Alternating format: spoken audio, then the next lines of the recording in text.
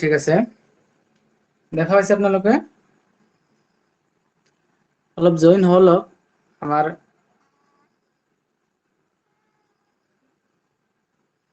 যিসকলে জইন হৈছে আপোনালোকে এইখিনি ট্ৰাই কৰক, বাকি আমাৰ ছাৰসকলো জইন হওক। তো আমি কুৱেশ্যনেৰে আজিৰ এই ক্লাছটো ষ্টাৰ্ট কৰিম। তো কিমানখিনি আমি প্ৰিপাৰেশ্যন লৈছো, আগত বেছি দিন নাই, কিন্তু আমি যদি দিন আৰু টপিকেৰে হৰণ কৰি দিওঁ, টপিকতকৈ দিন নিশ্চয় আমাৰ কম আছে। তো আমাৰ একোটা সাবজেক্ট আমি বহুত দিন পঢ়িবলৈ সময় নাপাম। তো আমি ডিসকাছৰ জৰিয়তে, সেল্ফ স্টাডিৰ জৰিয়তে আমি বেছি বেছি আগবাঢ়িব লাগিব। তো আপোনালোকে কিমানখিনি আগবাঢ়িলে, মই আজি গণিত বিষয়ৰ কিছু ইম্পৰ্টেণ্ট কুৱেশ্যন লৈ আহিছো, আৰু আশা কৰিছো আপোনালোকে সেই কুৱেশ্যনখিনি ফলো কৰিলে আপোনালোকে কি পিছলৈ এনেকুৱা কুৱেশ্যন পৰীক্ষাত অহাৰ কাৰণে খুবেই চান্স আছে। সো এখন এটা কুৱেশ্যন প্ৰথমত দিছো মই, এখন আইনাৰ সন্মুখত এখন ঘড়ী ৰখা হল। ঘড়ীটো যদি, এই ঘড়ীটোত যদি 4:35 বাজে, তো সময় কিমান? ঘড়ীটোত 4:35 বাজিছে, তেন্তে আইনাত কিমানটা বাজিব? আইনাত যিটো প্ৰতিবিম্ব উঠিব, সেই আইনাত কিমানটা বাজিব? তো আপোনালোকে ইয়াৰে উত্তৰটো দিব লাগে।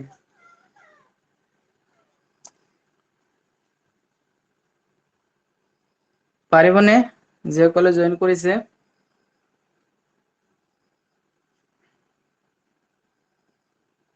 এইবিলাক ক্লকৰ তিনিটা প্যাটাৰ্ণৰ আমাৰ কুৱেশ্যন আহে। ঘড়ী, আমাৰ যিটো ঘড়ী থাকে, ঘড়ীত আমাৰ কি মিনিটৰ কাঁটা, ঘন্টাৰ কাঁটা আৰু ছেকেণ্ডৰ কাঁটা, হয়নে? এই কাঁটাযুক্ত ঘড়ী আমাৰ এই কুৱেশ্যনসমূহ আহে। আমাৰ যোৱা পৰীক্ষাটো 2019 বৰ্ষতো এটা আহিছিল, কোন উলিয়াব দিছিল। তো এইবাৰ কোন নাহিবও পাৰে। সো ইয়াৰ লগত ৰিলেটেড থকা কিছু আনুষংগিক আৰু কিছু ইম্পৰ্টেণ্ট টপিক আমি ডিসকাস কৰিব লাগিব, আমি চাব লাগিব। তো এইটো নিয়ম আমি কেনেকৈ কৰিম?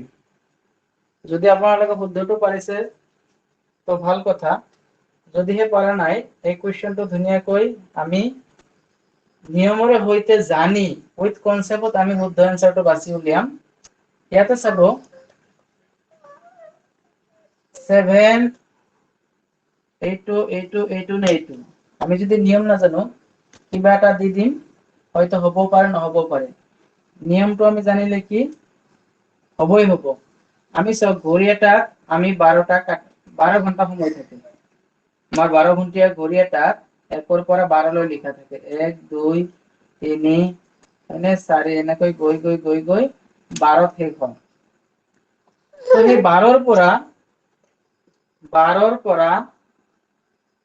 12 ঘন্টাৰ পৰা আমি কি কৰিব লাগিব? এই নিৰ্ধাৰিত সময়খিনি বিয়োগ কৰিব লাগিব। তেতিয়াই আমি যিটো আইনা, আমি যদি এটা ঘড়ী যদি আইনাৰ সন্মুখত ৰাখো, মনত ৰাখিব সন্মুখ, এই শব্দটো ইম্পৰ্টেন্ট। সন্মুখত যদি ৰাখো, তেতিয়াহলে আমি কি কৰিব লাগিব? এই 12টাৰ পৰা আমি সেই সময়টো বিয়োগ কৰিলে নিৰ্ধাৰিত উত্তৰ পাম। এতিয়া যিহেতু ইয়াত ঘন্টা আৰু কি আছে, মিনিট আছে, সো এই 12টা আমি কি কৰিম? ভাঙি ল'ম। 11 ঘন্টা 60 মিনিট। এই 12টাক আমি কি বুলি ক'ব পাৰো? 11 ঘন্টা 60 মিনিট। এতিয়া লক্ষ্য কৰক, 11 ঘন্টা 60 মিনিট তাৰ পৰা আমি 4 ঘন্টা 35 মিনিট যদি আমি বাদ দিও, কি হ'ব? এনসার কি হ'ব? বিয়োগ কৰি দিম, কি কৈছো? 0। 5 গলে কিমান থাকিব? যাব নোৱাৰে, 10, হয়নে? 10ৰ পৰা 5 গলে 5, ইয়াত থাকিল কিমান? 5। 5ৰ পৰা 3 গলে কিমান? 5ৰ পৰা 3 গলে 2। নেক্সট ইয়াতে 11, 11ৰ পৰা 4 গলে 7। 7:25 বাজিব, অৰ্থাৎ যিটো আইনাৰ ভিতৰত যিটো প্ৰতিবিম্ব আমি দেখা পাম, সেই ঘড়ীটোত আইনাৰ ভিতৰত যিটো ছবি উঠিব, সেই ছবিৰ ঘড়ীটোত যদি একচুৱেল ঘড়ীটোত 4:35 মিনিট যায়, তেতিয়াহলে আমি আইনাৰ ঘড়ীটোত কিমান বাজিব? 7:25 মিনিট হ'ব। আৰু এইটো নিয়ম হল যে যদি আইনাৰ সন্মুখত যিকোনো ঘড়ী যদি এনেকুৱাকৈ ৰাখে আৰু সেই ঘড়ীটোৰ যি টাইম দিয়া থাকিব সেই টাইমটো আমাৰ যদি ইয়াত ঘন্টা আৰু মিনিট আছে হয়নে, সো আমি কি কৰিম সেই ইয়াতেও যেটো 12 ঘন্টা আছে টোটাল ঘড়ীটোত আমি 12 ঘন্টা থাকে হয়নে, এই 12 ঘন্টা আমি ঘন্টা আৰু মিনিটত ভগাই লম। এতিয়া 12 ঘন্টাক আমি কি কৰিব পাৰো 11 ঘন্টা 60 মিনিট বুলি লিখিব পাৰো। এতিয়া ঘন্টাৰ তলত ইয়াতো ঘন্টা আছে 4 ঘন্টা 11 ঘন্টাৰ তলত 4 ঘন্টা বহাইছো আৰু এই 35 মিনিট 60 মিনিটৰ তলত বহাই দিছো হয়নে। এতিয়া আমি যদি বিয়োগ কৰি দেও এনসাৰটো পাই যাম। এ হল আমাৰ সহজে এই গণিতটো উলিওৱা পদ্ধতি। নিশ্চয় আপোনালোকে বুজি এৰা পাইছে। অ হা কিবা অ মিউট কৰি লওক। যদি আপোনালোকে কিবা কুৱেশ্যন কৰে আনমিউট কৰি ল'ব, যদি শুনি আছে তো আপুনি নিজে মিউট কৰি ল'ব।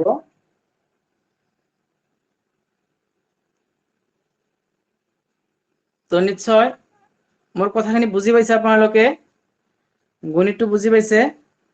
আইনাৰ ইয়াৰে টাইপ 1 টাইপ কেইবাটাও টাইপ আছে, এইটো টাইপ 1 হয়। টাইপ 1ত মই এটা কুৱেশ্যন দিছো, যদিহে কোনো দাপোনৰ সন্মুখত যদি আমাৰ কি ৰাখে ঘড়ী ৰাখে আৰু সেই ঘড়ীটোৰ সময় যদি দিয়া থাকে তেতিয়া আমি কি কৰিম 11টা 60ৰ পৰা সেই নিৰ্ধাৰিত সময়খিনি বিয়োগ কৰিলে দাপোনৰ ভিতৰত আইনাৰ ভিতৰত যিটো ছবি উঠিব সেই ছবিত থকা ঘড়ীটোৰ টাইম আমি মেজাৰমেন্ট কৰিব পাৰিম, আমি ডিটাৰমাইন কৰিব পাৰিম, উলিয়াব পাৰিম। বুজি পাইছে নে চবে?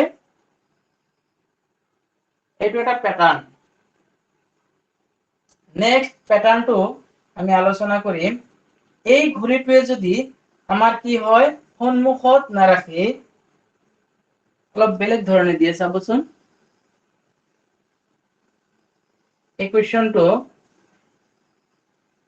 কি কৰিব দিব পাৰে,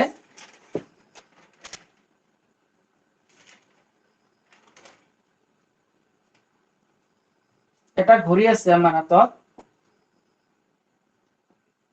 এটা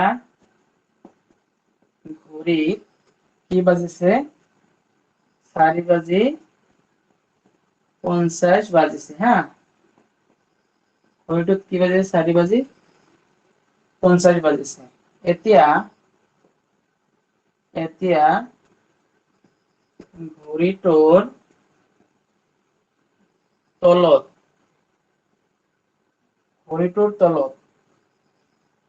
ঘড়ীটোৰ তলত যদি এখন আইনা বা দাপোন ৰখা হয়, আইনাত কিমানটা বাজিব? আইনাত কিমান বাজিব তাৰমানে হা, কিমান সময় হ'ব এইটো এটা প্যাটাৰ্ণ হয়। এইটোৰ এনসাৰটো আপোনালোকক মই দি দিছো, শুদ্ধটো আপোনালোকে বাছি উলিয়াব লাগিব। মই অপচন দিছো এ 4:45, বি 7:40, সি 1:40, ডি আমার 13:45। তো আপোনালোকে এটার শুদ্ধ উত্তর দিব পাৰিবনে? যদি কোনোবাই জানে এনসাৰটো দিব পাৰে। এনসাৰ দিওঁতে আপোনালোকৰ তলত চাব আপোনালোকৰ মাইক্ৰফোনৰ চেম্বলটো মিউট হৈ আছে, সেইটো আনমিউট কৰি যিকোনো কুৱেশ্যনৰ মানে অৱতাৰণা কৰিব পাৰিব, যিকোনো কুৱেশ্যন সুধিব পাৰিব বা ৰিপ্লাই দিব পাৰিব। এইটো আমি কেনেকৈ কৰিম, এইটো চাওক এই প্যাটাৰ্ণটো টাইপ 2 হয়। ইয়াত আমি সিলেবাস মতে মানে কি সিলেবাসৰ ভিতৰৰে হয় বস্তু, ইম্পৰ্টেন্ট কুৱেশ্যনটো মই আনিছো। এনেতো আমি পেইড ক্লাছবোৰত কি কৰি আছো সিস্টেমেটিক আমি সিলেবাস অনুসৰি আগবাঢ়ি গৈ আছো। তো আজি যেহেতু আমি মই ফ্ৰী ক্লাছত মই হেৰি দিছো কনসেপ্টটো দি আছো, তো আপোনালোকক মানে ইম্পৰ্টেন্ট কিছুমান কুৱেশ্যন হে দি আছো আৰু এই ইম্পৰ্টেন্ট কুৱেশ্যনৰ লগত বেসিক কিছু কিছু কথা আপোনালোকৰ সৈতে মই আলোচনা কৰিম। যদিহে আপোনালোকে মোৰ লগত মানে কোঅপাৰেট কৰে তেতিয়া ভাল লাগিব বেছিকে, আৰু মই বেছি বেছি মানে আপোনালোকৰ কাৰণে সংগ্ৰহ কৰিবলৈ মানে উৎসাহ পাম। তো যিমান পাৰে আপোনালোকে যেতিয়া ফ্ৰী ক্লাছ দিও তেতিয়া অন্তত ভালকৈ জইন কৰি সহযোগ কৰক, তেতিয়া ভাল লাগিব। যদিহে বুজি পায় তেতিয়া নিশ্চয় আৰু কৰিবলৈ মন যাব, যদিহে বুজি নাপায় আকৌ ভালকে মই ক'বলৈ ট্ৰাই কৰিম। আপোনালোকৰ সবেই পাছ কৰিব লাগিব, সবেই এটাই উদ্দেশ্য যে আমি টেট লমেই তেনেকুৱা হ'ব লাগিব। আৰু যি কুৱেশ্যনে নাহক আমি যদি কনচেপ্টৰ সৈতে আগবাঢ়ো তেতিয়া আমাক কোনেও ৰখাই থব নোৱাৰে। সো এতিয়া চাওক এইটো কি নিয়ম, ঘড়ীটোৰ সন্মুখত ৰাখিছিল আইনা, তেতিয়া আমি কি কৰিছিলো, বা আইনাৰ সন্মুখত ঘড়ী ৰাখিছে, সন্মুখ বুলি কোৱাৰ লগে লগে আমি 11:60 পৰা বিয়োগ কৰিছিলো।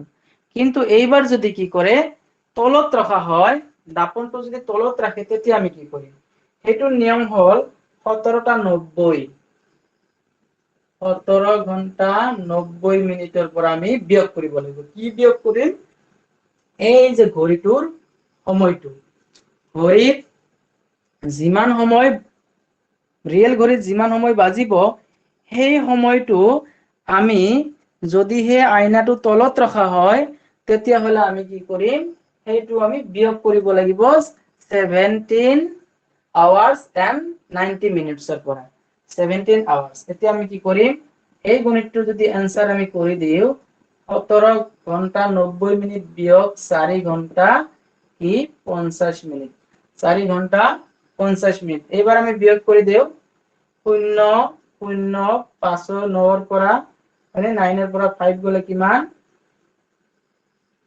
4 হয়নে, 4। এবাৰ কিমান থাকিল 17 পৰা 4 গলে 13, 13:40 হল। আমাৰ জানো 12 ঘন্টিয়া ঘড়ীত 13:40 বজা সম্ভৱ নহব, হয়নে? তো 12-13 মানে কি, আমি 1:40 ইয়াৰ শুদ্ধ উত্তৰ কি, ইয়াত 13টাৰ পৰা আমি যদি 12টা বাদ দি দিও তেতিয়া আমি এই 12 ঘন্টিয়া ঘড়ী, হয়নে, 12 এটা বাদ দি দিলো, এতিয়া 1:40 এটা 40 বাজিব। আমাৰ যিটো দাপনটো যদি তলত ৰখা হয় তেতিয়াহলে আমি এই ধৰণে কৰিম, যি ধৰণে মই আপোনালোকক কলো।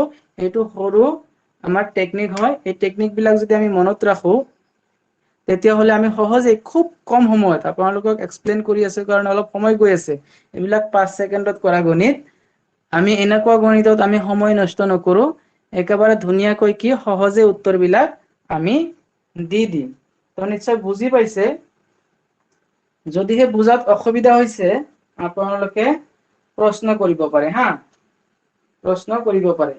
এতিয়া আপোনালোকক মই আৰু এটা কুৱেশ্যন দিম, সেই কুৱেশ্যনটো মানে কি, যদি আপুনি এইখিনি জানিয়ে যদি ভাবে যে মই এইবিলাক গণিত পাৰিম তেতিয়াহলে হয়তো অলপ ভুল হবও পাৰে।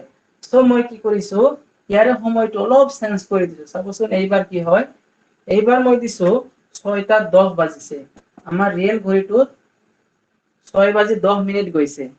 এতিয়া এইটো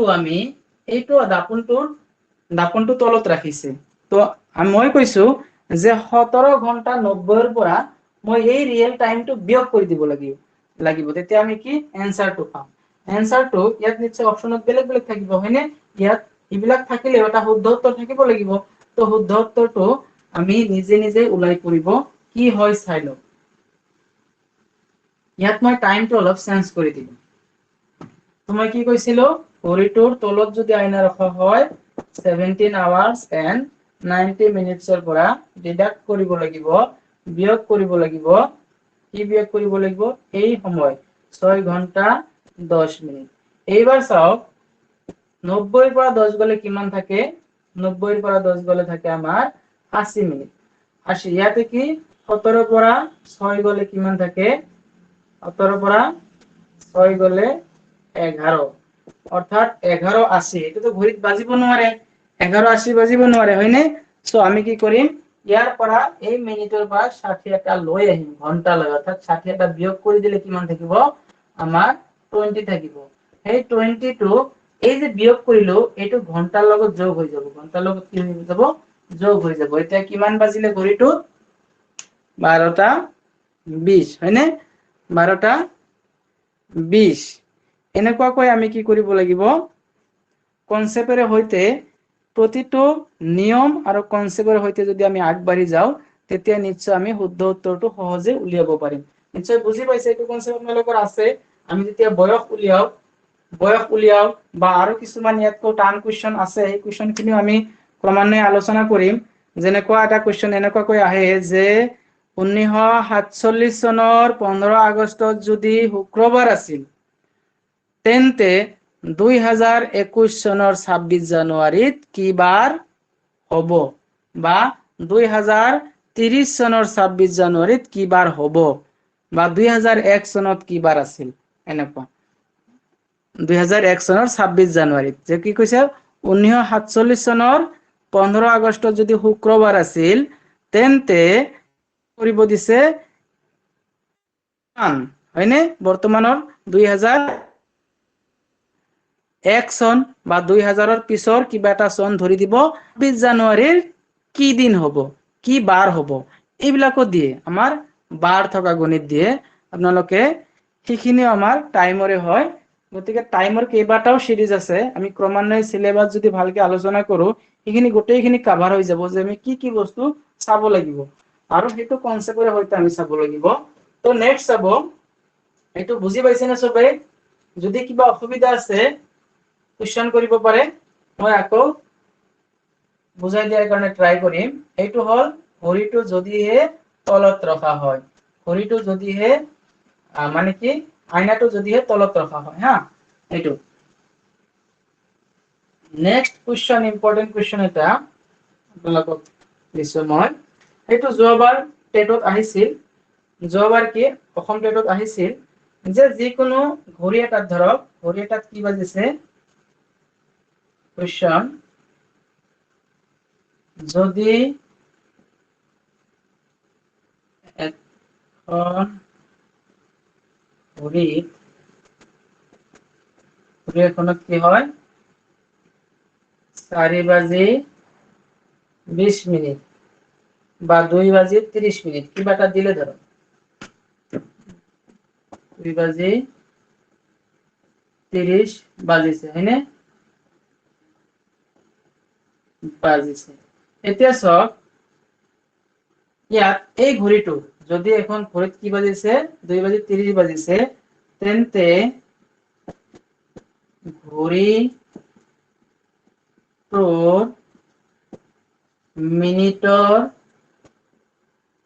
মিনিটৰ কাটা মিনিট চেঞ্জ আৰু ঘন্টাৰ কাটা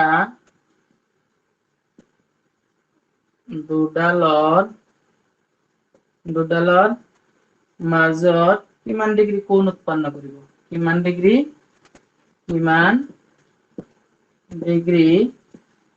কোণ উৎপন্ন কৰিব, এইটো ধৰক এটা কুৱেশ্চন। তো আমাৰ কি কোণৰ দিছে আনসাৰ অপশন দিছে 75 ডিগ্ৰী, বি দিছে কি দিছে 80 ডিগ্ৰী, সি দিছে 105 ডিগ্ৰী, ডি দিছে আপোনালোকৰ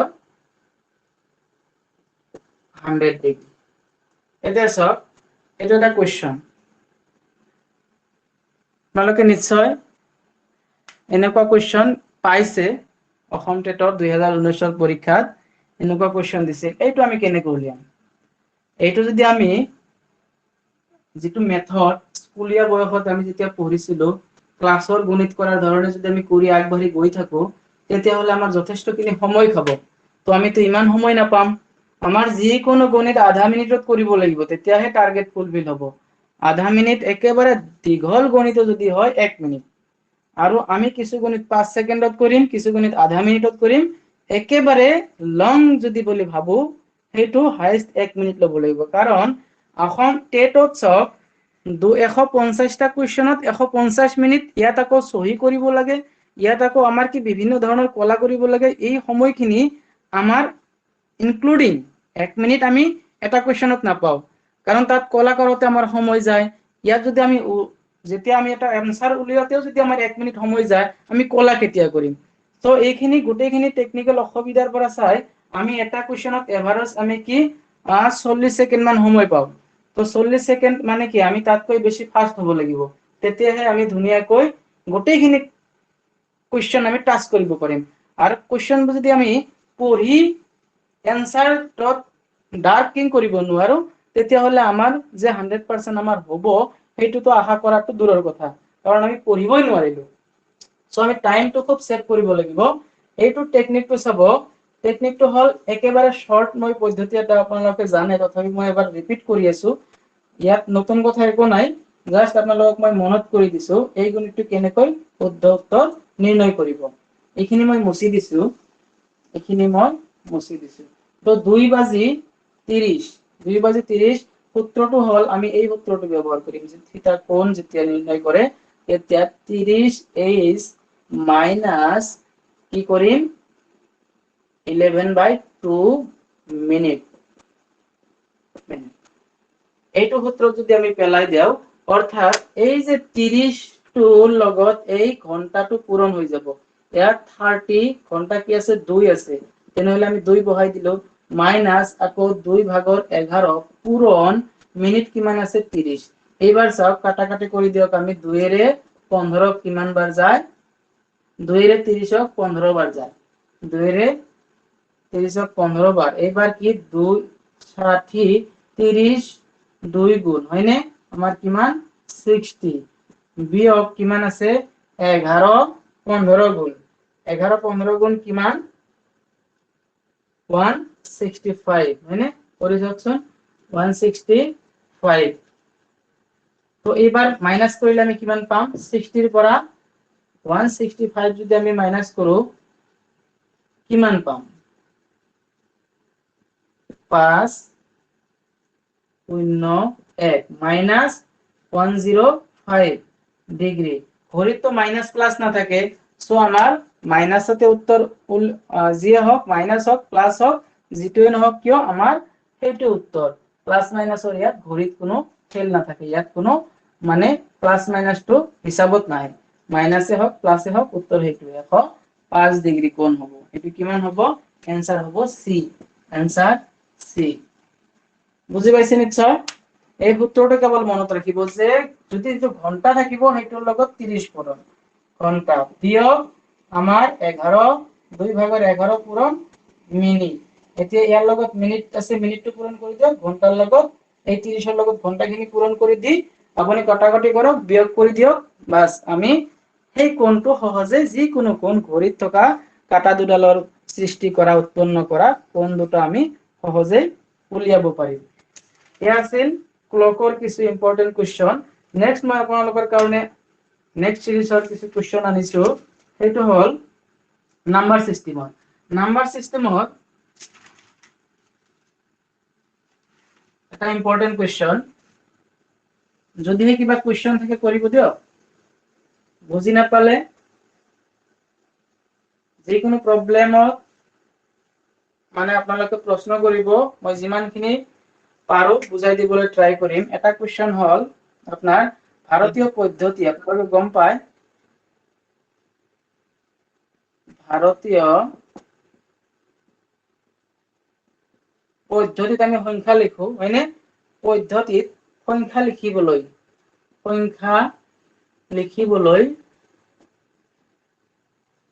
লিখিবলৈ কিমানটা পৰ্যায় ব্যৱহাৰ কৰা হয়, কিমানটা পৰ্যায়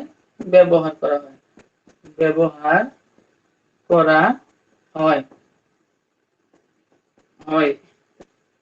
आंसर 2টা, বি 8টা, সি 4টা, ডি 6টা। এইটো হল এটা কোৱেশ্চন। আমি যেটো সংখ্যা ৰেখাৰ ইন্টাৰনেশনাল যেটো number system and Indian number system সেই দুয়োটা আমাৰ সিলেবাসত আছে, সিলেবাসত আছে। সো আমি কি মান নিৰূপণ পদ্ধতি যেটো বিলাক আছে সেই মান নিৰূপণ পদ্ধতিৰ এই কোৱেশ্চন বিলাক হয়। তো আমি কি কৰিব লাগিব, জানিব লাগিব এইখিনি কিমানটা পৰ্যায় আছে। আমি সংখ্যা এটা লিখিলো চাবচোন 2 3 5 6 7 2 5। ইয়াত আমি ভাৰতীয় পদ্ধতিত কমাবোৰ কেনেকৈ দিম, ভাৰতীয় পদ্ধতিত কমাবোৰ ক'ত ক'ত দিম, প্ৰথমতে জানো তিনিটা, তাৰ পিছত দুটা, তাৰ পিছত দুটা, এনেকুৱাকৈ আমি ক্ৰমান্বয়ে আগবাঢ়ি যাম। আমি কি কৰিম, সোঁ পিনৰ পৰা ক্ৰমান্বয়ে আমি বাওঁ পিনে গৈ থাকিম। প্ৰথমতে তিনিটা ঘৰ, নেক্সট দুটা, দুটা, এনেকৈ গৈ থাকিব হয়নে।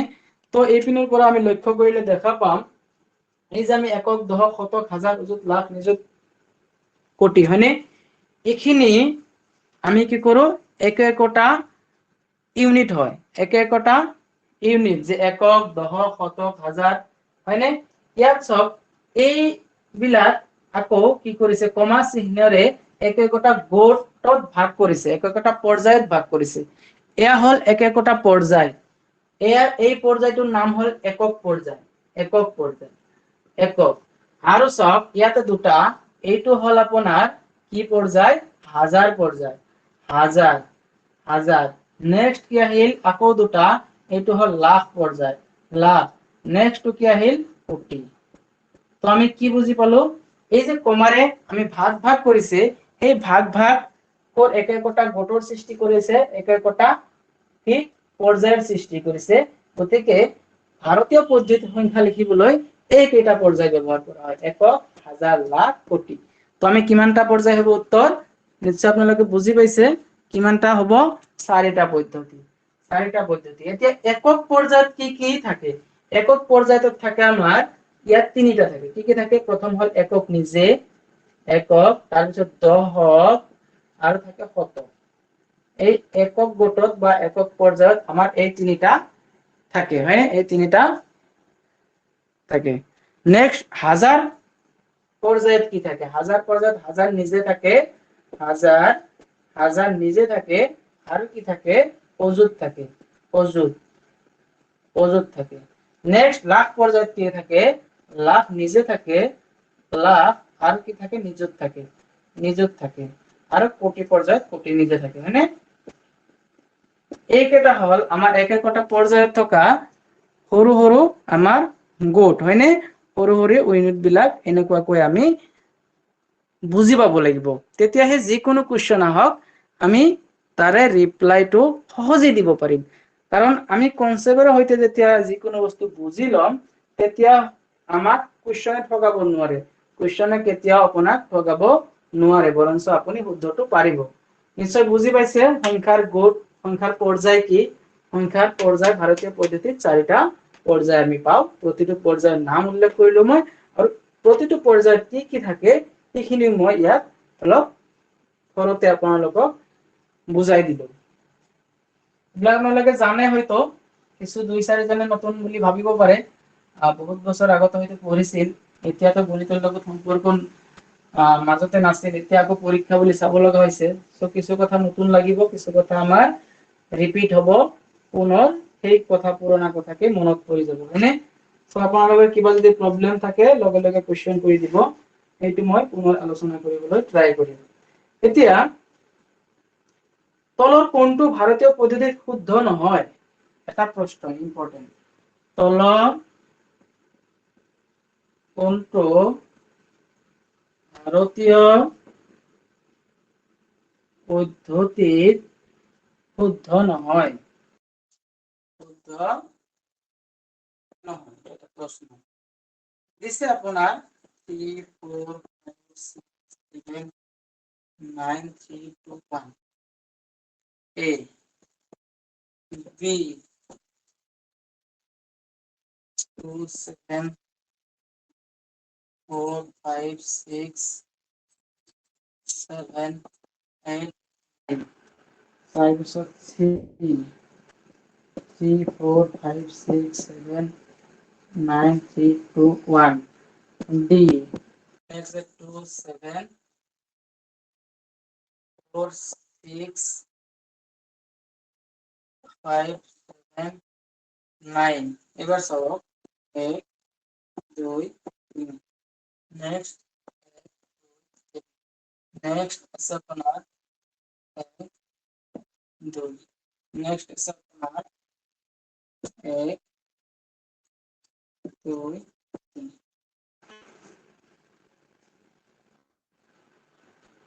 তো কি আছে সব এইটো মই অলপ হেৰি কৰি দিছো 1 2 এইটো কি দিছো মই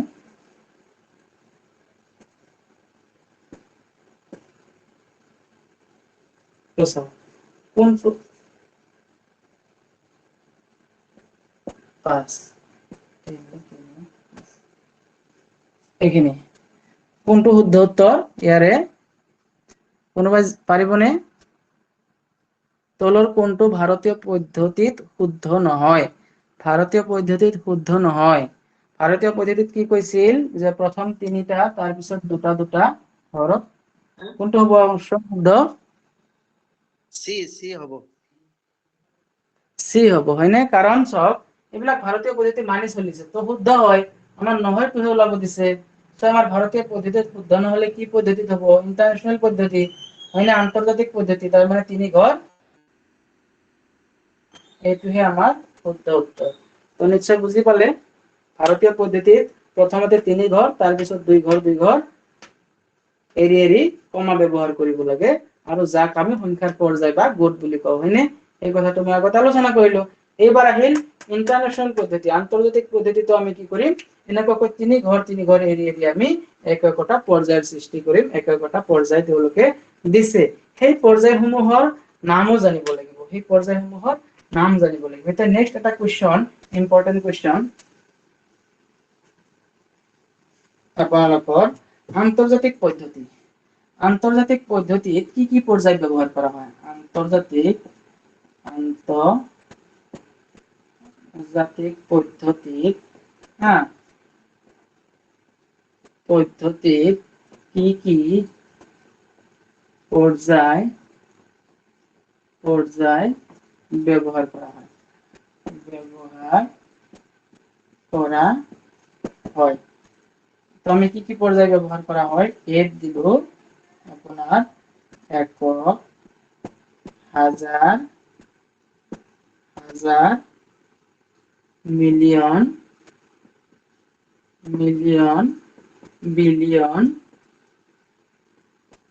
বিলিয়ন বিত দিছো মই একক দশক শতক হাজাৰ লাখ মিলিয়ন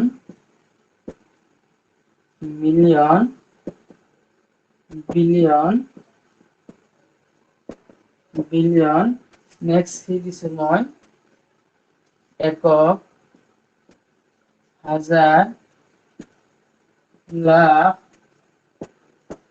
মিলিয়ন বিলিয়ন এনেকুৱা আৰু দিব তিনটাৰ ভিতৰতো হেৰি কৰকচোন ইয়াত যেহেতু শুদ্ধ উত্তৰ এটা দিয়া আছে সো মই আৰু অপশন নিদিলো কোনটো হ'ব কোনোবাই ক'ব পাৰিব ইয়াতে শুদ্ধ কোনটো আছে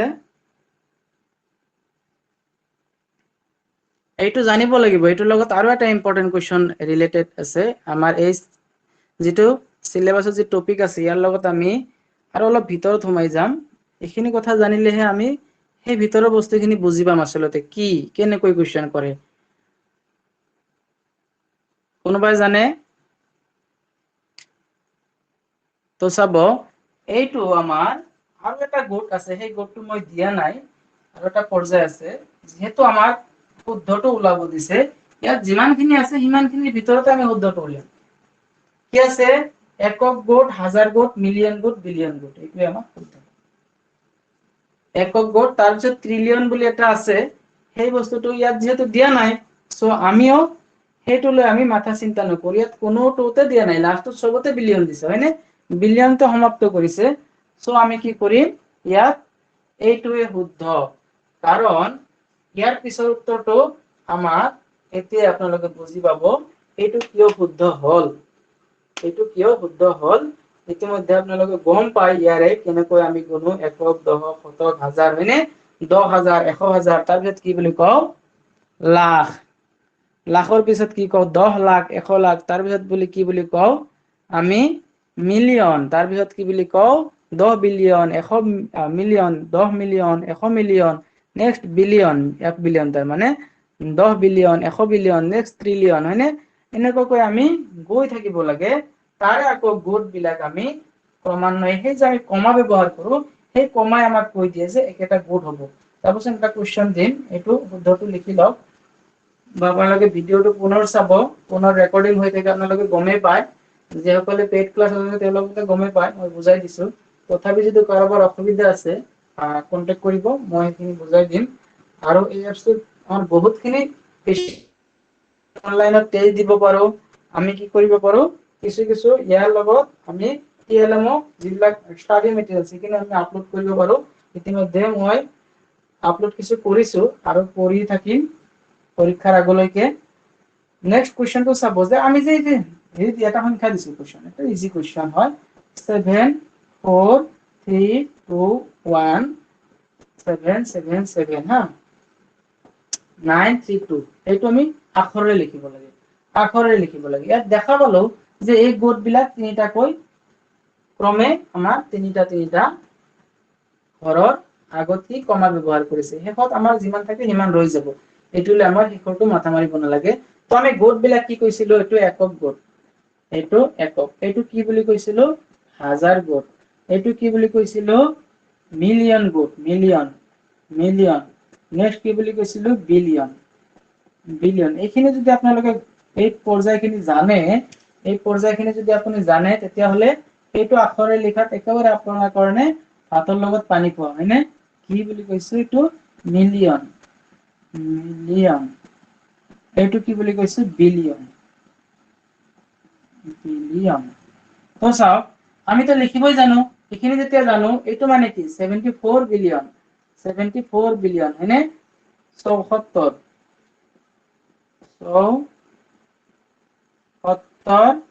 বিলিয়ন, বিলিয়ন, হয়নে?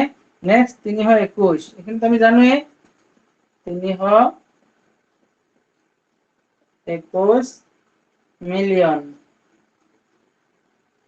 মিলিয়ন। নেক্সট কি বুলি কৈছে, 777, 777, হয়নে?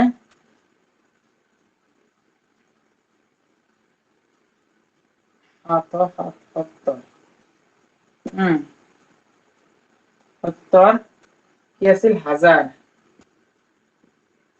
নেক্সট কি আছিল, 932, আমি এনেকুৱাকৈ ক্ৰমান্বয়ে আমি কি কৰিব পাৰো, লিখিব পাৰো।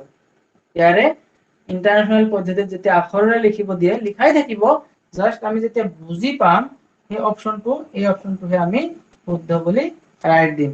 তো এনেকুৱাকৈ আমি কি ভাৰতীয় পদ্ধতি বা আন্তৰ্জাতিক পদ্ধতি, যিটো ইন্টাৰনেশ্যনেল নেশ্যনেল যিটো সিস্টেম, নাম্বাৰ সিস্টেম, সেই সিস্টেমৰ ওপৰত আমাৰ এনেকুৱা কিছু কুৱেশ্যন কৰাৰ চান্স আছে। তো এইখিনি কথা আমি জানিব লাগিব। নেক্সট এটা ইম্পৰ্টেন্ট কুৱেশ্যন, আমি নাম্বাৰ এইটো এৰিলো, এইটো এটা সিলেবাসৰ বেলেগ হেৰি আছিল। নেক্সট এটা মই লৈছো, এইটো নাম্বাৰ সিস্টেমৰে হয়। কি হয় চাব, আমি জানো মৌলিক সংখ্যা পাইছো আৰু মৌলিক উৎপাদক পাইছো, মৌলিক সংখ্যা আৰু মৌলিক উৎপাদক। মই এটা গণিত লৈছো, চাব, এইটো ইনটু এনে 5 10 ইনটু আমাৰ কি কৈছে 6 3, এইটোত কিমানটা মৌলিক ফেক্টৰ থাকিব, কিমানটা মৌলিক উৎপাদক থাকিব, এই গণিতটোত কিমানটা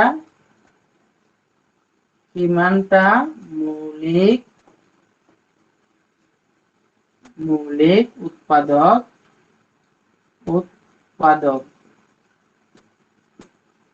হ'ব, কিমানটা মৌলিক উৎপাদক হ'ব এনেকুৱা।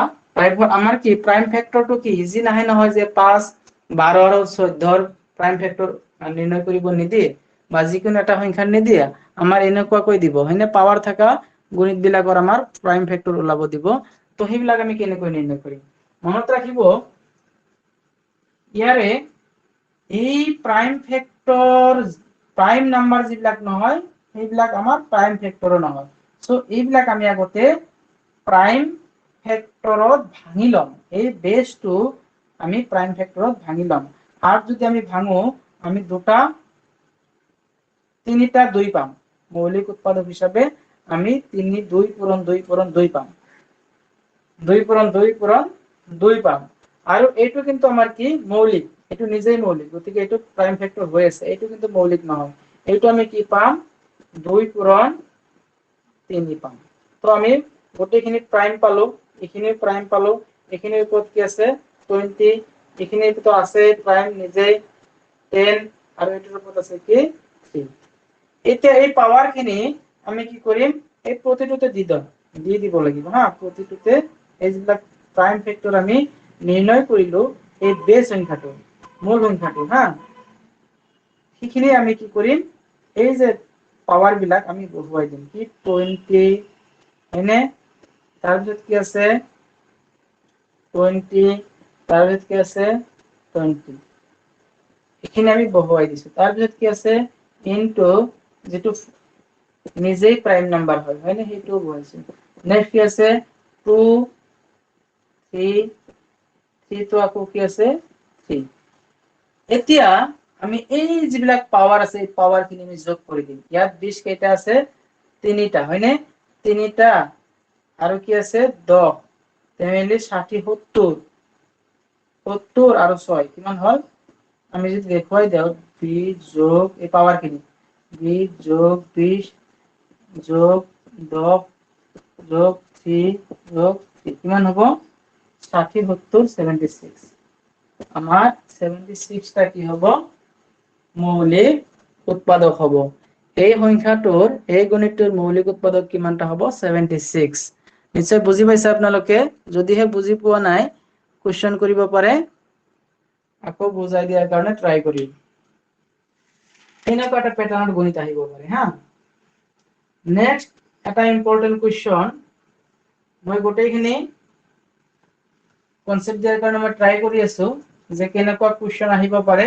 ইয়াৰ অপচন বিলাক থাকিব, এতিয়া শুদ্ধ উত্তৰ কি থাকিব A 76, B 86, এনেকুৱা বিভিন্ন এটা শুদ্ধ দি বাকি 3টা ভুল উত্তৰ দিয়ে। এইবিলাক আপোনালোকে গাইড পঢ়ি আপোনালোকে ইতিমধ্যে আয়ত্ত কৰিব পাৰিছে, অনুমান কৰিব পাৰিছে কুৱেশ্চন বিলাক কেনেকৈ কৰে।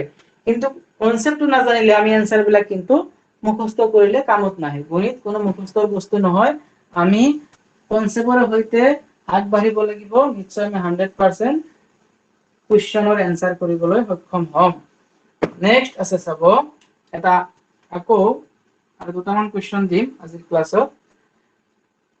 তো সময় হ'ল চাগে মোটামুটি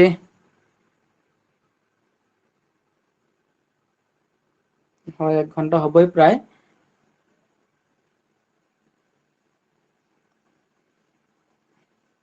কালাৰটো হেৰি হৈ গৈছে, ৰ'ব দিয়ক ঠিক কৰি লৈছো।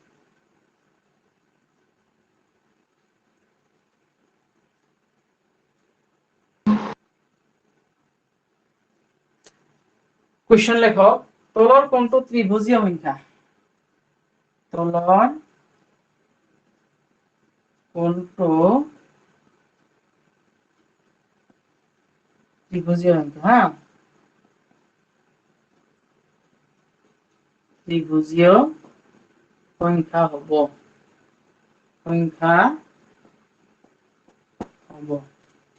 তলৰ কোনটো ত্ৰিভুজীয় সংখ্যা হব, এই কথাটো আপোনালোকে কি দিছো 49, B 27, C 31, D21 কোনোবাই জানে নে একেবারে সহজ কিন্তু আহার চান্স আছে কোনোবাই জানিলে রিপ্লাই দিব পাৰে তো ক্লাস বিলাক চাওক লাইভ ক্লাছত আমি এনসার মাঝে মাঝে দিব লাগে নহলে অকলে কি হয় ইউটিউবত ক্লাস কৰা হান লাগে ইউটিউবৰ নিচিনা নহয় ইয়াত আপোনালোকে বুজি নাপালে কোৱেশ্চন কৰিব পাৰিব আপোনালোকে আকৌ কি কৰিব পাৰিব নিজেও কিছু কিছু অংশগ্ৰহণ কৰিব পাৰিব ইয়াত একো অসুবিধা নাই গতিকে আপোনালোকে যদি সহায় দিয়ে তেতিয়া ভাল লাগে যে কথাখিনি হয়তো বুজি পাইছে মোৰ সাউন্ড আপোনালোকে শুনি আছে বা ভিডিওটো দেখা পাই আছে তো গোটেইখিনি কথা কি আপোনালোকে ৰিপ্লাই দিয়াৰ পিছতহে মই হয়তো গম পাম এতিয়া চাব এই যে চাওক এইটো এটা সিস্টেম আছে এইটো আমি এনেই গম নাপাও আমি সেই সিস্টেমটো জানিব লাগিব ত্ৰিভুজীয় সংখ্যা জনাৰ সিস্টেমটো কেনেকৈ আমি জানিম কোনটো হ'ব আমি এই নাম্বাৰসমূহ যদি আমি ডাবল কৰো দুগুণ কৰি যদি আমি প্ৰাইম ফেক্টৰ নিৰ্ণয় কৰো তেতিয়া চাবচোন এইটো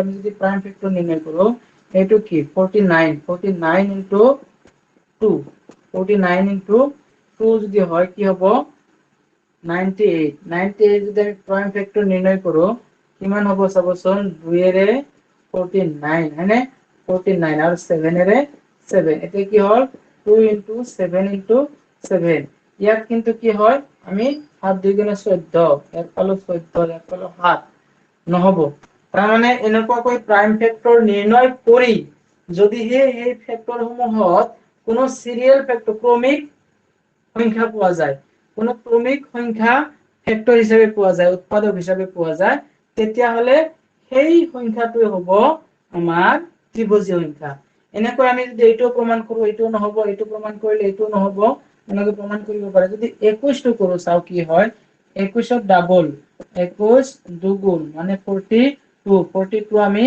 প্ৰাইম তাৰ মানে কি হয় 21 হয় এবাৰ কি হয় 3 ৰে 7 বাৰ এবাৰ চাওকচোন এই দুটা যদি আমি পূৰণ কৰি দিও 3 2 গুণ 6 আৰু কি আছে ইয়াত 7 তাৰ মানে কি ইয়াৰ ফেক্টৰ আমি কি কৰো প্ৰাইম ফেক্টৰ আমি পূৰণ কৰাৰ পিছত 7 আৰু 6 আমি ক্ৰমিক ফেক্টৰ ক্ৰমিক উৎপাদক পাও হয়নে ক্ৰমিক সংখ্যা পাও যি সংখ্যাটোৰ লগত 2 পূৰণ কৰি তাৰ উৎপাদক নিৰ্ণয় কৰাৰ পিছত যদি আমি সেই উৎপাদকসমূহৰ ভিতৰত যদি কোনো ক্ৰমিক সংখ্যা পোৱা যায় তেতিয়া হলে সেই মূল সংখ্যাটো হ'ব একেকটা ত্ৰিভুজীয় সংখ্যা একেকটা ত্ৰিভুজীয় সংখ্যা মনত ৰাখিব গতিকে এইটো হল আমাৰ ত্ৰিভুজীয় সংখ্যা নিৰ্ণয় কৰাৰ এটা উপায় আৰু বিকল্প উপায় আছে এইখিনি হয়তো আজি কোৱাত নকও আৰু দুই এটা আছে যদি আপোনালোকক লাগে এইখিনি মোক হোৱাটছএপত জনাব মই আকৌ ধুনীয়াকৈ এইটো মানে এটা টপিকে ল'ব লাগিব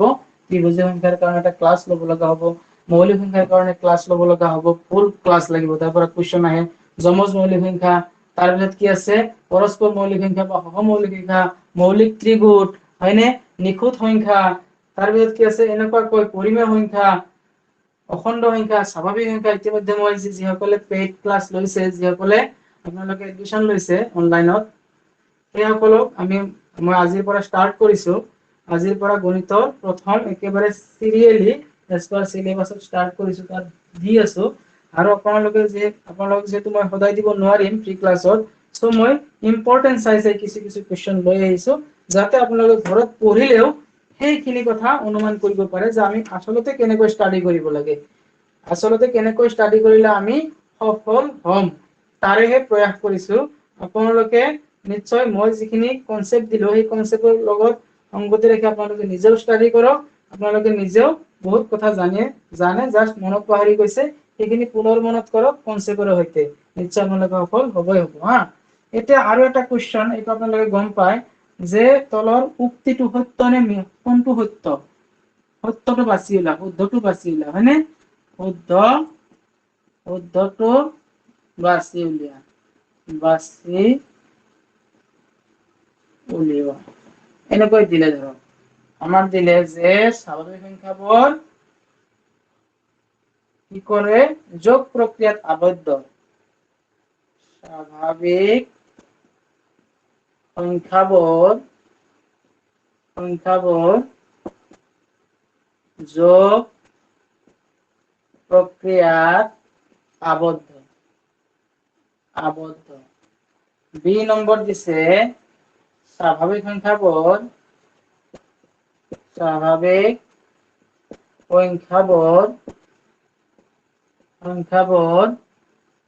বিয়োগ প্ৰক্ৰিয়াত আবদ্ধ।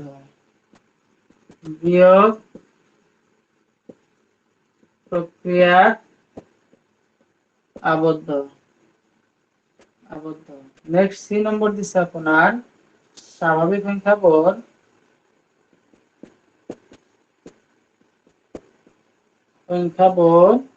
কি পূৰণ প্ৰক্ৰিয়াত আবদ্ধ। পূৰণ প্ৰক্ৰিয়াত আবদ্ধ। এবাৰ ডি নম্বৰ দিছে এ আৰু সি দুয়োটাই শুদ্ধ। এ আৰু সি নহয়, হয় এ আৰু সি দুয়োটাই শুদ্ধ। এনেকৈ এনসাৰ দিছে। কওকচোন এটা কোনটো শুদ্ধ উত্তৰ? এই যে প্ৰক্ৰিয়াসমূহ আমি জানিব লাগিব, আবদ্ধ কি বস্তু হয়নে, এই বস্তুবিলাক আমি যেতিয়া কনসেপ্ট আমাৰ থাকিব। কব সাদ্দাম স্যাৰ, স্যাৰ 3 নম্বৰটা কোনটো হ'ব হলো উত্তৰ? যোগ আৰু ডি। পূৰণ প্ৰক্ৰিয়াত আবদ্ধ।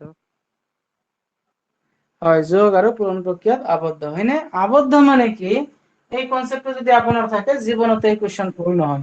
এইবিলাক চালে আমাৰ ভাব হয় এইবিলাক কি কোৱেশ্চন আহিছে আমি বুজি নাপাওঁ। এক্স ওয়াই জেড দিলে আমাৰ ভয় হয়, আমি এনে নাম্বাৰ দিলে পাৰো, লহাগু গহাগু সব পাৰো। যাতে এক্স ওয়াই জেড দিয়ে এ বি সি ডি দিয়ে আমাৰ মাথাত কি হয় ধুমুহাৰ সৃষ্টি হয় যে এই টান কৰিছে বহুত। আচলতে একো টান নহয়, এইবিলাক বস্তু একেবাৰে সহজ হয়। আমি অলপ কেনেকৈ আগবাঢ়িব লাগে, কি ৰাস্তাত গ'লে আমি সহজে উত্তৰবিলাক পাওঁ সেইটোহে আমাৰ জানাৰ প্ৰয়োজন। এই জানাটো চাব, এইটো মই যদি আবদ্ধ বুজি পাওঁ নিশ্চয় এই কুৱেশ্চনটো আপুনি গমেই পালে যে আপোনাৰ ডি টো হল শুদ্ধ উত্তৰ। কেনেকৈ শুদ্ধ উত্তৰ? যোগ প্ৰক্ৰিয়া। চাবচোন দুটা স্বাভাৱিক সংখ্যা, স্বাভাৱিক মানে কি যে একৰ পৰা ষ্টাৰ্ট হয়, আমি যিকোনো এটা স্বাভাৱিক সংখ্যা ললো আৰু কি যিকোনো স্বাভাৱিক সংখ্যা লওক, আপোনাৰ মনে যি ধৰে সেই লওক। নাম্বাৰ লাইনত থকা যোগাত্মক সংখ্যা হয়নে, নাম্বাৰ লাইনত থকা পজিটিভ নাম্বাৰ আপুনি যিকোনো লওক। সাপোজ মই 5 ললো, এতিয়া 5 আৰু 1 আৰু 5 যোগ কৰিলে কি হয় 6 হয়। এই যোগ কৰি চাওক, এইটো স্বাভাৱিক আছিল, এইটো স্বাভাৱিক আছিল, যেটো যোগফল পালো এইটো স্বাভাৱিক হল। গতিকে এইটো যোগ প্ৰক্ৰিয়াত কি আবদ্ধ হল নে? যদি আমি সংখ্যা দুটা স্বাভাৱিক সংখ্যা যোগ কৰো আন এটা স্বাভাৱিক সংখ্যা পাম নে? এই যে পালো, গতিকে ই শুদ্ধ হল, ই যোগ প্ৰক্ৰিয়াত শুদ্ধ হল। এবাৰ বিয়োগ প্ৰক্ৰিয়াত আমি চাও, এইটো গণিতে যদি আমি চাও, এইটো গণিত যদি আমি বিয়োগ কৰি চাও কিমান পাম যে -4 পাম। এই -4 জানো একটা স্বাভাৱিক সংখ্যা? মাইনাস সংখ্যা জানো এটা স্বাভাৱিক সংখ্যা? মাইনাস সংখ্যাটো স্বাভাৱিক সংখ্যা। এটা যদি সংখ্যাৰ জ্ঞান নাথাকে তেতিয়া কিন্তু আমি আকো বুজি নাপাম। গতিকে সংখ্যাৰ জ্ঞানটোও লাগিব। তো মাইনাস সংখ্যাটো কেতিয়াও স্বাভাৱিক সংখ্যা নহয়, ই হল ঋণাত্মক অখণ্ড সংখ্যা। ঋণাত্মক অখণ্ড সংখ্যা, গতিকে আমি বিয়োগ প্ৰক্ৰিয়াত আবদ্ধ নহয়। তো এইটো ভুল বুলি আমি গম পালো যে বি টো ভুল নহয়। এবার পূরণ প্রক্রিয়া, এবার সি টু সাম। এইটো কি কৰিম, 1 হে একেটা বস্তুই লৈছো বুজাৰ কাৰণে। সব 1 5 গুণ 5, অৰ্থাৎ 1 টো স্বাভাৱিক 5 টো স্বাভাৱিক, যেটো ৰিজাল্ট পালো সেইটো স্বাভাৱিক। গতিকে আমাৰ কি হল, এইটো আছিল এ, এইটো আছিল সি, এই দুয়োটাই শুদ্ধ, এই দুয়োটাই আমাৰ আবদ্ধ হয়, কিন্তু এইটো নহয়। সো আমাৰ কি হ'ব, এ এণ্ড সি হ'ব শুদ্ধ উত্তৰ। বুজি পাইছেনে? যিসকলে এই কনসেপ্টটো নাছিল তেখেতসকলে যদি বুজি পাইছে তেতিয়াহলে হয়তো মোৰ এই যে 1 ঘন্টাৰ প্ৰচেষ্টা কিছু হলেও ভাল লাগিব যে আপোনালোকক 1-2 মাৰ্ক হলেও মই দিব পাৰিছো। যেতিয়া পৰীক্ষাত আহিব তেতিয়া অন্তত এবাৰ হলেও মনত পৰিব নহয় ছাৰে শিকাইছিল, এই কনসেপ্টটো আহিছে। সো তেনেকুৱা বিভিন্ন ধৰণৰ পেপাৰ বিলাক ষ্টাডি কৰা হৈ আছে। এতিয়া আপোনালোকে ধৰক যেহেতু পৰীক্ষা দিব, পৰীক্ষা দিয়া মানুহখিনি যথেষ্টখিনি সিৰিয়াস হয়। আচলতে সিৰিয়াস হ'ব নালাগে, সিনসিয়াৰিটি মেইনটেইন কৰিব লাগে। সিৰিয়াস হোৱাৰ লগে লগে আপোনাৰ মাথাত কি হয় উগুল থুগুলৰ ভাৱৰ সৃষ্টি হয়। কি পঢ়িম, না আছামিজ পঢ়িম, না ইংৰাজী পঢ়িম, না গণিত পঢ়িম, না কি পঢ়িম পেডাগজি পঢ়িম, না এডুকেশন পঢ়িম। তো এই গোটেইখিনি আমাৰ কি মাথাত যেতিয়া ধুমুহাৰ সৃষ্টি কৰে তেতিয়া আমাৰ যিটো মাইন্ড, যিটো আমাৰ ব্ৰেইন 50% আমাৰ কি লেছ হৈ যায়। আমি মনত ৰাখিব যিটো শক্তি, মনত ৰাখিব পৰা যিটো শক্তি কমি আহে। তো আপুনি কি কৰক, সিনসিয়াৰিটি মেইনটেইন কৰক, আপুনি ৰুটিন বনাই লওক, আপুনি কোনটো সাবজেক্ট কিমানটা দিন আছে, কিমান ঘন্টা পঢ়িব, এইটো ধুনীয়াকৈ টপিক হেৰি বনাই লওক, আৰু কাক কেনেকৈ ক'ত কেনেকৈ সময় দিব, ক'ত কি ভিডিঅ' চাব, ক'ত অনলাইনত ক্লাছত অংশগ্ৰহণ কৰিব, কাৰ ক্লাছত আপুনি বেছি সফল বা শিকিব পাৰি আছে, জানিব পাৰি আছে, সেই গোটেইখিনি আপুনি নিজৰ বিবেকক সোধক, সেই ধৰণে আপুনি আগবাঢ়ক, আপুনি সফল হ'ব। গতিকে কাৰোবাক যে ফলো কৰিব লাগিব এনেকুৱা নহয়, আপোনাৰ বিবেক জ্ঞান বুদ্ধি সব আছে, সো আপোনালোকে তেনেকৈ আগবাঢ়ক। আমিও মাজে মাজে কি ফ্ৰী ক্লাছত আপোনালোকক সহায় কৰিম, আৰু যিসকলে পেইড ক্লাছ ল'ম বুলি ভাবিছে তেখেতসকলে কন্টেক্ট কৰিব পাৰে। যদি এই প্ৰচেষ্টাখিনি আপোনালোকৰ ভাল লাগিছে, আমি প্ৰতিদিনে গণিত আৰু ইংৰাজীৰ বিষয়টো ফ্ৰী ক্লাছ আগবঢ়াই মানে কি পেইড ক্লাছ আগবঢ়াই আছো, 500 টকাত পাৰ সাবজেক্ট, 500 পাৰ সাবজেক্ট, অল সিলেবাস 500 টকাত। আপুনি যদি যিটো বিষয় আপুনি টান পায় অনুভৱ কৰে সেইটো আপুনি পেইড কৰিলে আপোনাক আইডি দিয়া হ'ব, এই আইডি মতে আপুনি মানে কি কৰিব পাৰিব, জইন হ'ব পাৰিব, সেইমতে আপোনাক সিলেবাস কভাৰ কৰি দিয়া হ'ব। তো ধন্যবাদ, আজিলৈ এৰিছো, শুভৰাত্ৰি।